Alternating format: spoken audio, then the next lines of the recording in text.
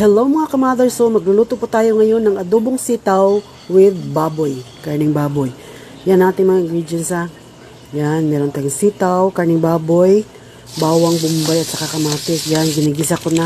Pinapatuyo ko lang yung taba ng baboy. Yan, nilagay ko na ang bawang bombay at saka ilalagay na rin natin ang kamatis.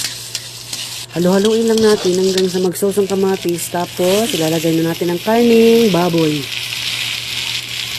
Yan, lalagay na natin ang karning baboy. Tapos, pag nalagay na natin ang karning baboy, halo-haluin lang natin ito. Yan, hinahalo na natin ang ating karning baboy. Lulutuin lang natin ito. Pag medyo tuyo na siya, saka natin siya lalagyan ng tubig. Nilagyan ko na siya ng tubig. Nilagyan ko na rin siya ng mga ingredients.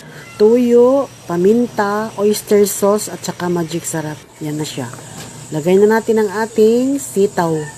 Maya-maya pa, iluto na ito. Halo-haloin lang natin. Maya-maya pa, luto na ito. Ang ating adobong sitaw with karning baboy. Ayan, luto na. Kain tayo mga kamothers. So,